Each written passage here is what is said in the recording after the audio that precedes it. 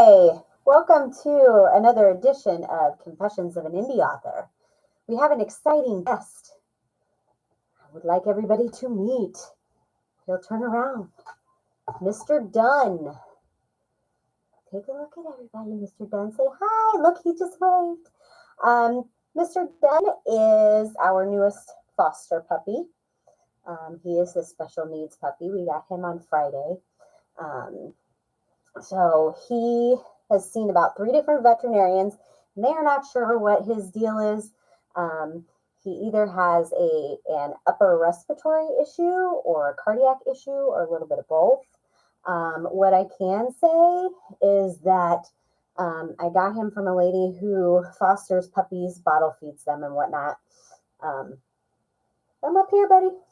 And so anyway, whenever I went to get him, I did find out that he was being fed a grain-free diet. Now, if he has a potential heart issue, that could create a lot of problems. The FDA has done a lot of research on some of those grain-free diets, and they do not bode well for dogs who have heart issues or a breed that kind of can be susceptible to them. So I started weaning him off of the grain-free diet and onto just a regular puppy diet. It is a sensitive skin salmon formula because with if it's a heart issue, those omega-3 fatty acids are going to be, crucial for him as far as living a healthy life. So when I got him, I was looking at his respiratory rate was like 110 breaths per minute. They were very labored. He struggled to sleep. He wasn't very comfortable sleeping. As you can see, it doesn't really slow him down very much. It's more when he's resting. So he's a wiggle bottom, isn't he? I'm going to put him down. Anyway, so after changing his diet or starting to change it, he's not fully on the other diet because you kind of have to do that in increments. Today is the first day that he actually has a regular resting respiratory rate. So I really do think that change in diet is going to do very well for him. I also give him a supplement for omega-3 fatty acids. And like I said, we've seen quite a bit of improvement since Friday. So hopefully we'll continue to trend in the correct direction. I just have to monitor and keep an eye on him. He does have a scheduled cardio workup in October at the University of Illinois. So he will be fostering with us until October, until we can figure out exactly what his medical needs are before he can be adopted by a family. Hopefully it's not a foster fail because he's the cutie, but he's also a little raptor. He's quite the bitey little gentleman, and he is a ball of fire. He's a handful. So I didn't get a lot of writing work over the weekend for obvious reasons. I was, wrangling Puppy, who's 12 weeks old. We're doing the potty training thing and just general obedience training. I did get a lot done last week. I did a lot of editing. I went through a lot of my older work. I got all the way through the second book in the Path of Ascension trilogy, Fire Forged, which was one of the books that I thought was not as well edited. Just I didn't have the same resources available that I do now, and the same experience too. So I went back to revisit those, and honestly, I read through it and I'm like, it wasn't terrible. I think I was thinking it was a lot worse than it was. There were certainly some areas that needed cleaned up, but I got those done. One of the things that's pushing me to get that done is so that I can upload everything to pre-order forever. And I actually have, I've started uploading things to the cards so that I can get those for sale at my next event, which is actually this weekend. So I'm in the process of also going through Titan Code first book, Dawn of Genesis, because it's another one of those that I feel that the editing was not as clean as it could be. So I'm going back through that one. I'm hoping to finish that one up on Friday so I can finish uploading everything to pre-order forever. I can have them for sale this weekend at my event. The event this weekend is Ignite Peoria. It's one of my favorite events of the year. Number one, it's a free event to vend. So that's nice. I don't have a lot of overhead. Number two, since the very first Ignite Peoria, I've always given an author seminar / workshop on writing with myself and my writing partner, Trevor. We're doing that again this year. They did not have an Ignite Peoria for 2020 or 2021 because of the pandemic. They did an online version of, which I still participated in.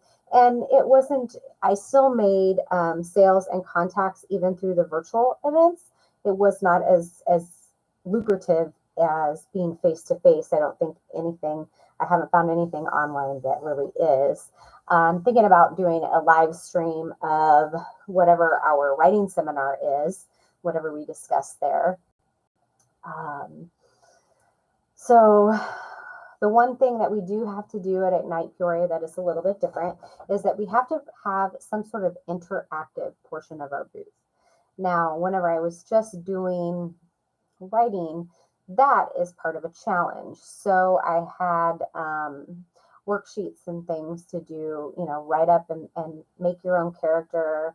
And you could do a character, like a plot, a character arc as far as, character development is concerned. Had those items available.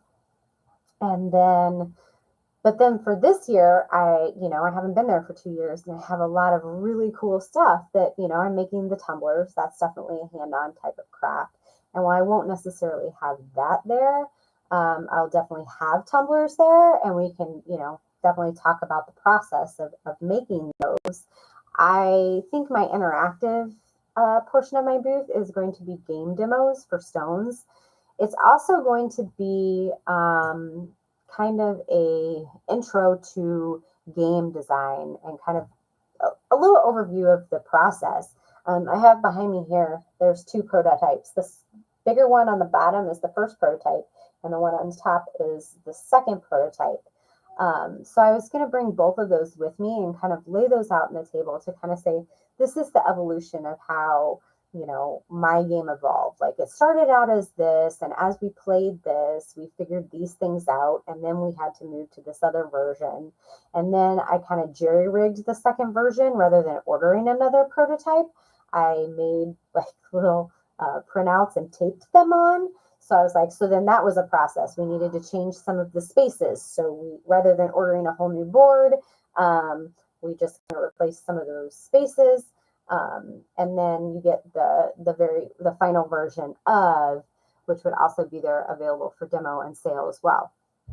So that's going to be kind of my interactive portion. We are doing a joint event again. It's going to be me and Trevor and his wife Julie, who does jewelry. And she's going to do then a jewelry, like I think it's a bracelet making tutorial for that. So it should be really exciting. Ignite Peoria, it covers all different types of art. So you will have, you'll have painters, you'll have crocheters, you will have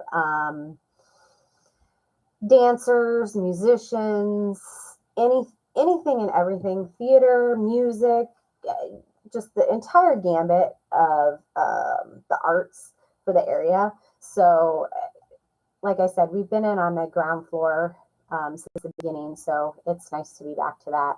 But I'd like to have my ebooks available for that. We'll be doing load-in is Friday noon to 2. So I'll have to take like a extended lunch to go and get everything unloaded and at least most of the booth then assembled, probably the grid wall and whatnot. I'll have to do that pretty much by myself. My daughter's going to come, but Trevor and Julie have to work. So I think Trevor said he could swing by on his lunch break because he works in town, but he might have limited time available to help out. So that's just kind of how we work as a team. Whoever can do it can do it. And it all seems to work out in the end.